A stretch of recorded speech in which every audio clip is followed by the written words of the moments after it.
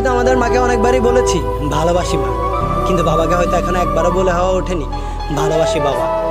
আশেপাশে খোঁজ নিয়ে দেখেন, যাদের বাবা মারা গেছে তারা এখন হাজারটা ইচ্ছে করলেও বলতে পারে না ভালোবাসি বাবা। তাই মৃত্যুর পর নয়, মৃত্যুর আগে বাবাকে ভালোবাসার কথাটি জানিয়ে দিন। বাবার সামনে গিয়ে দাঁড়ান আর বলুন, হয়নি বলা একটি কথা, ভালোবাসি বাবা।